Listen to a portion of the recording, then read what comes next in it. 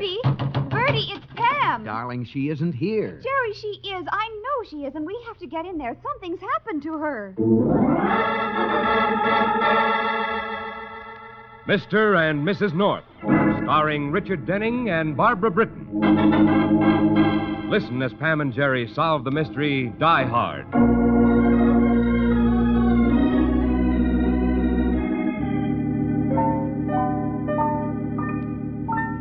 September is a time of many things, of turning leaves and returning vacationists, of homes suddenly grown quiet, and schoolyards and campuses come back to life. And September is a nostalgic time, a time just made for a person like Pam North to revisit a place like Colfax College. Jerry, listen. The chapel bells. O Colfax, we love thee, thy towering trees, thy hallowed halls, thy fields of golden flax. Flax? Golden flax, Colfax, it rhymes. It does. O Colfax, we love our alma. Oh, Pam. Darling, what's the matter? That song, I never hear it but when I cry. Well, I don't wonder. That song's enough to unnerve anyone. Jerry. The music I can stand, but those lyrics... It's not what the lyrics say, it's what they mean. Okay, darling. Now, what do we do? Well, let's see. We've seen the stadium, the dorms, March Hall, Edwards Hall. Now to the library. The library? Oh, now, Pam, you're not going to have time to read. Oh, I'm not going to the library to get a book. I'm going to see Bertie. Bertie? Bertie Twigg. Who? Twigg, Twigg. Oh, you're kidding. There really isn't anybody named Bertie Twigg, is there? Oh, yes, there is. Well, then let's go. This is a person I want to meet.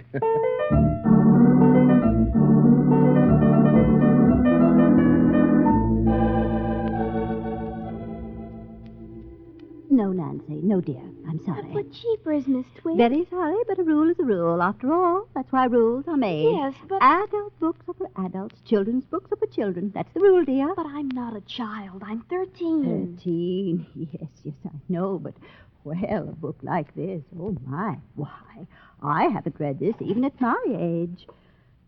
You run along, dear, and... Oh, Mrs. Turner, good afternoon. Oh, hello. Are you, looking for someone, Mrs. Turner? What? Oh, no. Well, if there's anything I can help you with... Thanks. The new fiction is over by the... I know. She sure hangs around here a lot all of a sudden, don't she? What? Mrs. Turner, she comes in here almost every day. Oh, yes. Yes, she does. She sure must take out a lot of books. As a matter of fact, she never... No, it can't be. What's the matter, Miss Twigg? But it is. It is Pamela. Hello, Bertie. I can't believe it. I just can't believe it. Pamela Saunders. Oh, not Saunders anymore, Bertie. North. North? Yes, of course, North. And this is your husband. Jerry, this is Bertie Twigg. Oh, how do you do, Miss Twigg? What a wonderful, wonderful surprise. Oh, guess I better go now, Miss Twigg. Put that book back, dear. Okay. Now, you two come right into my office where we can have a nice long chat. I want to hear all about... No, wait. Here's someone you must meet. Oh, a professor. What? Oh, yes, Miss Twigg. Professor, I want you to meet Mr. and Mrs. North. Pamela, Jerry, this is Professor Markham. Nice meeting you, Professor. Pamela is a graduate of Colfax, Professor. How nice. Of course, that was before your time. Oh, my goodness, Bertie, you make me sound ancient. Oh, no, dear. I didn't mean that. My goodness, no. It's just that Professor Markham is one of our newest, and I might add, most brilliant young professors. Are you, looking for someone, Professor? Oh, no. Well, I'm happy to have met you, Mr. and Mrs. North. I'll go back to the stacks and browse around, Miss Twigg. The new fiction is over by the... Bertie. Oh, Pamela, Is there anything wrong, Miss Twigg? Wrong? No. At least I don't think there is.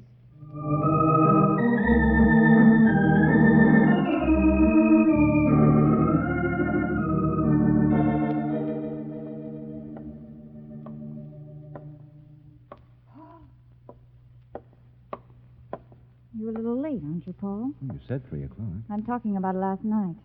Oh. Why didn't you meet me? We can't talk here. Where were you, Paul? We can't talk here, Mildred. Then let's go somewhere where we can. Well, I have to be back on the campus in a few minutes. Quit stalling. Keep your voice down. I'm not going to go on like this. Now, Mildred, please. I'm going to tell Cliff about us. No. Mildred, listen. Something's come up that makes it absolutely imperative that no one find out about us temporarily. What's the excuse this time? I had dinner last night with Peter Carlisle. He's chairman of the board of trustees for the college. Well, That's why I couldn't meet you. go on. Well, Carlisle told me in the strictest confidence that the presidency of the college may be vacant within a month or two, and that there's a very good chance that I may get the appointment. You? But I'd never be considered if you asked Cliff for a divorce now. The publicity would... Hello, Mrs. Turner. Hello, Professor Markham. This is too risky. Can you meet me tonight? Yes. 8 o'clock? Pilot Rock? Yes. I'll go out first. All right. And you remember Tommy Lawson, Pamela? Well, he... Oh, excuse me. I'd like to take out this book, Miss Twig. All right, Professor. The Psychology of Murder. What? The title of the book. The Psychology of Murder. Oh, so it is. Well, if you picked up the wrong book and want to change it... No. That's all right. I'll take it. It might be very interesting.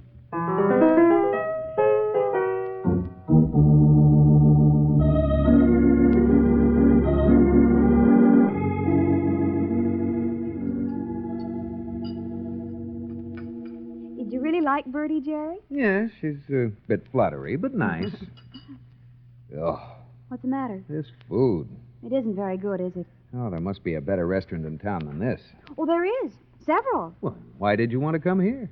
Well, I just wanted to see the place again. When I was in school, this used to be called the Icebox. It was just a soda parlor then. It didn't have a cook. It still doesn't. Look, Will Pam, there be let's... anything else? No, thank you. Just the check. Yes, sir. Come on, finish your coffee, Clam, and let's go. Anybody out front, Mildred? Couple in number 2. We're just leaving. They're slow tonight. Yeah. I'm going home, Cliff. Going home? What are you talking about? It's only 7:30. We won't be busy tonight. You can handle the front. Please, Cliff, I've got a nasty headache. You're lying. You don't have a headache any more than I do. And you're not going home. What's the matter with you? I'm sick of this. That's what's the matter. Sick of what? Who are you meeting? What?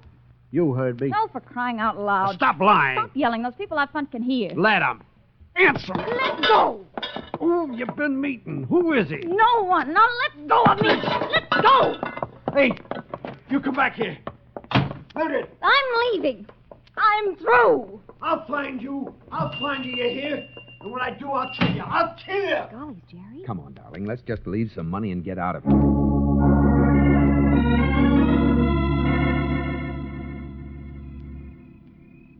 When I went out the door, Cliff was yelling, "I'll kill you. I'll kill you." Sounds like a delightful little scene. It was horrible, but...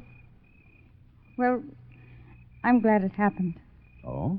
Cliff had to find out sometime. You said you denied meeting anyone. I did, but Cliff knows I'm lying. Paul, we've got to tell him the truth. And get ourselves killed? No, Cliff didn't mean that. Well, how can you be sure? I know, Cliff. Perhaps. But I'd hate to go to him and then have you discover that you don't know him as well as you think you do. But aside from that, you seem to have forgotten what I told you this afternoon in the library. About the presidency of the college? I haven't forgotten. In fact, I've given it a lot of thought. Good. You haven't heard what I've been thinking. Then maybe you better tell me right now. For a little while this afternoon, you had me fooled, Fooled? but not for long. After I left the library, I went over to the college and walked around the campus for a little while, daydreaming, thinking about what it was going to be like when I was Mrs. Paul Markham, wife of the president of Colfax College. Me, Mildred Turner, graduating from slinging hash in a greasy spoon to serving tea at a faculty reception. I thought, now for a dame that didn't even finish high school, I'm going a long way. And then it hit me. Wham! Right between the eyes. What?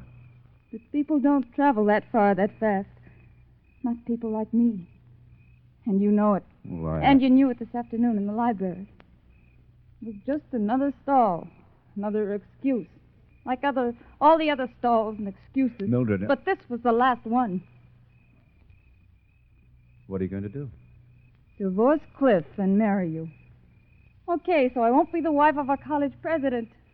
So I'll settle for being just a Mrs. Professor. I'm not going to marry you, Mildred. I don't love you, That isn't what you said the other times we met here at Pilot Rock. Well, nevertheless, I'm not going to marry you. This whole thing has been a mistake. Maybe so. But there are some mistakes you can't correct, Paul. And this is one of them. I don't think so. Paul. I can correct it. Paul! Paul, don't. No, please, please, Paul, don't. I can't breathe.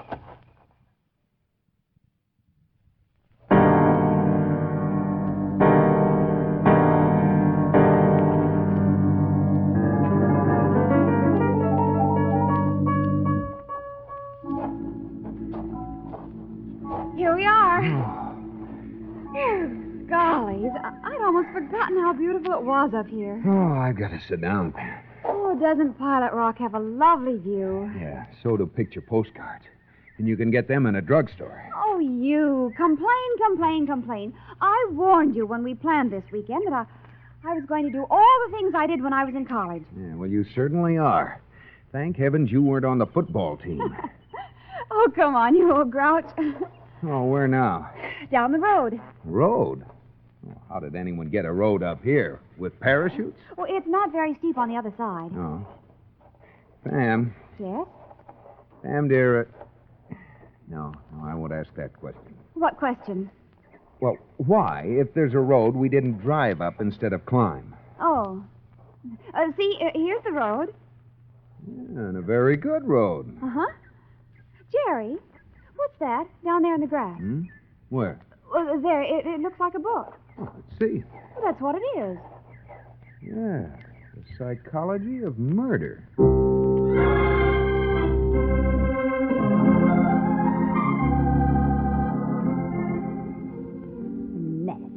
Just imagine such irresponsibility, such... Oh, where did you say you found it, dear? Up on Pilot Rock. Well, I never... Do you remember who took the book out? No, but we'll find out from the files right now. I'd better not wait, Bertie. Jerry's outside in the car. Oh, of course. Oh, and don't forget, you and Jerry are coming to dinner tomorrow night. We're looking forward to it. Fried chicken with giblet gravy. Wonderful. Goodbye, Bertie. Goodbye, dear. Bye. Now, I'm going to find out who... Wait, I remember. Professor Markham. He seemed like such a nice young man. Just goes to show you never can tell about... Hello? Professor Markham, this is Miss Twigg at the library, and I'm shocked at you. Well, what's the matter, Miss Twigg? You apparently do not recall what you did with The Psychology of Murder by G. Emerson Pierce, which you took out of the library yesterday. Well, it has been found. Found? And returned to the library. Where was it? Right where you left it, Professor. Up on Pilot Rock. Oh, I see. Oh, yes. Yes, I did drive up to the rock yesterday in the afternoon for some fresh air. I must have knocked it off the seat of my car without noticing it. I'm sorry, Miss Twigg. I'm terribly sorry. Well, I suppose we all make mistakes, don't we? Even professors. Yes, even professors. Well, I'll forgive you this once. Well, thank you, Miss Twigg. And the book is here if you want it. I'll pick it up this evening. And, Miss Twigg, Yes? I'd appreciate it if you didn't mention this to anyone. I wouldn't want to get the reputation for being an absent-minded professor. Dear, I hadn't thought of that. That is all funny, isn't it? Well, don't worry, Professor. This will be our secret. Just ours. Goodbye. Well, now he's probably a nice young man after all. Afternoon, Miss Twigg. Hi, Sheriff Conway. Good afternoon. Good afternoon. I'd like to ask you a couple of questions, Miss Twigg. Why, certainly, Sheriff. Of course. What about? Do you know Mrs. Mildred Turner? Her husband runs that Turner Cafe in Clover Avenue. Why, yes, I know Mrs. Turner. Was she in the library last night? Any time after 7:30, say. Last night? No, Sheriff, she wasn't. Why? She's missing. Missing? Her husband says she didn't come home at all last night. He's afraid something's happened to her.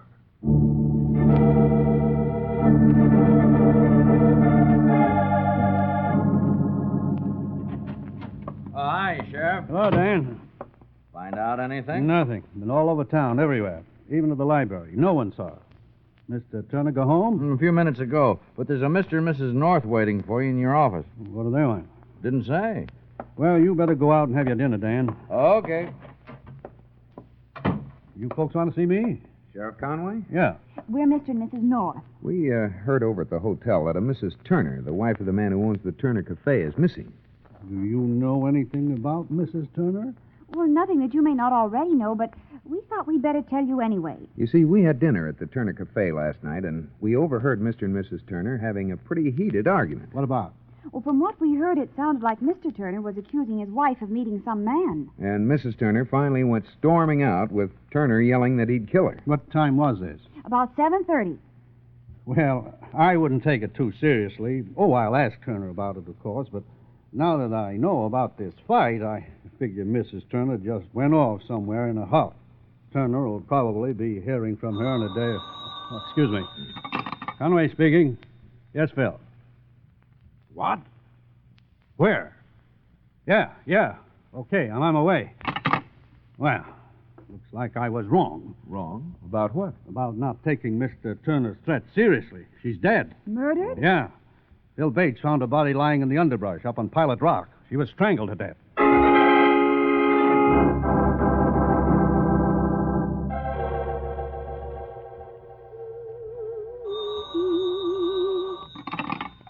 Public Library. Miss Twigg speaking. Bertie, this is Pam. Pamela, dear, I was just thinking about you. Yes, I was. Bertie. I was just remembering how much you liked my popovers when you used to come to my house. But Bertie, please, I've got to talk to you. is something wrong, dear?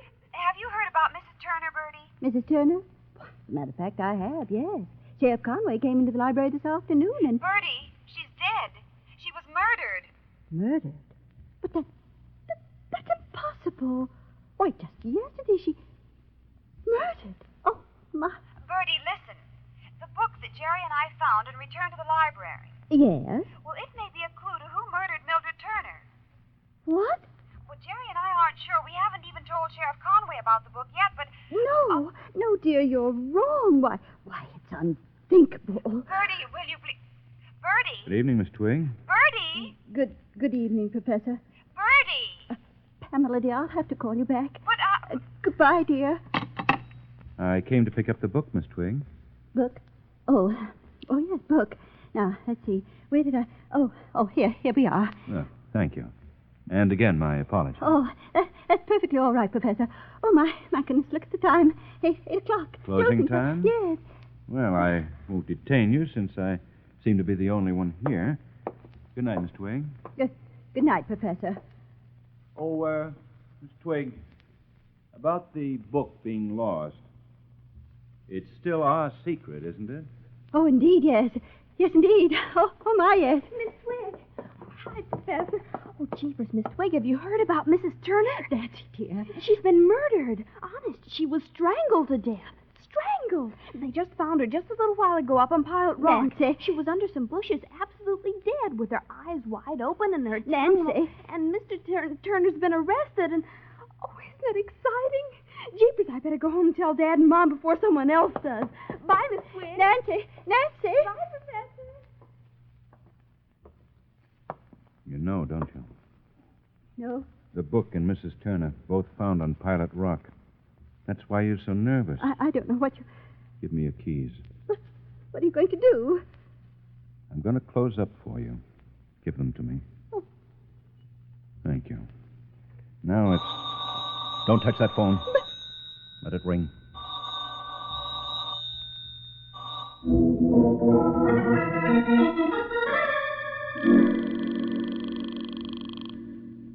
She just doesn't answer.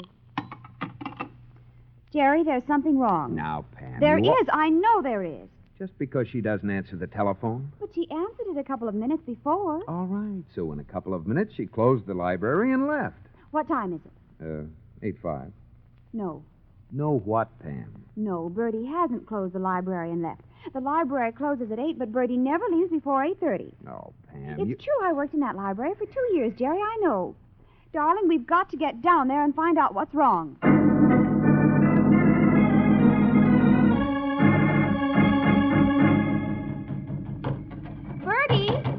Bertie, it's Pam. Darling, she isn't here. Bertie! You can see for yourself that the place is pitch dark. Come on. Where are you going? There's a side door. Hardly anybody knows about it. I want to see if it's unlocked. Pam, if the front door's locked, then the side door will be locked. Here. All right, try it. You'll see for yourself that it's unlocked. Come on. Hey, it's dark in here. All the light switches are over by the main entrance. Oh, but Pam, what would Bertie Twig be doing sitting around here in the dark? Jerry, believe me, there's something wrong. Bertie would never have gone off and left that side door unlocked. Why, Bertie is the most... Jerry, look. Where? Over there on the floor. Holy... Bertie! Bertie! Oh, Bertie. I'll get the lights. Jerry, she's... Jerry. I heard it. It came from over there. There's someone back in the stack. I'm going to take a look. You telephone the sheriff. I want to go with you. No, Pam. Telephone the sheriff. Oh, all right, but be careful, darling. Yeah.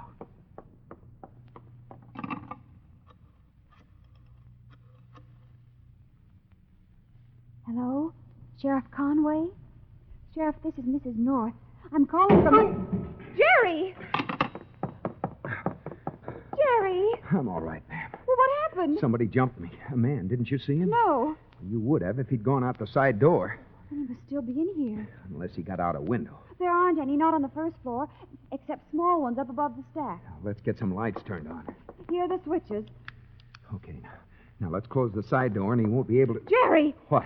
Look, climbing up that bookcase. He's the one Bertie introduced us to. Professor Markham. He's trying to get out that window. Jerry, the bookcase is tipping over. His weight's pulling it over. Markham, look out! It's falling! Get back, Pam!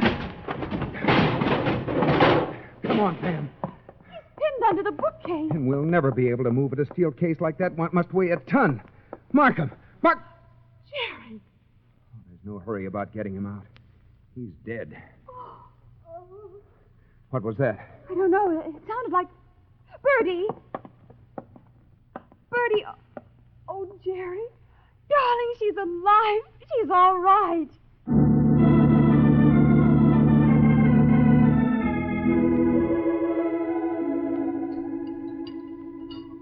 And he was choking me, and then I heard you, Pamela. Oh, have some dumplings, dear. Pounding on the door and calling my name. More chicken, Jerry. And then, well, I just don't remember a thing. You fainted. Exactly, that's exactly what I did. Potatoes, anyone? And Markham must have thought you were dead. Oh, that man, that horrible, horrible, horrible man. Do you know what he was going to do? He told me himself. What? Pass it, Jerry the Gravy, dear. That book you found up on Pilot Rock. Yeah, what about it? Well, after he killed me, he was going to take the book and destroy the record of it in my files. So it could never be traced back to him. Exactly, dear, exactly. Do have another popover, Jerry. He was actually going to steal that book. Well, when he told me that, I saw right then and there what kind of a man he was.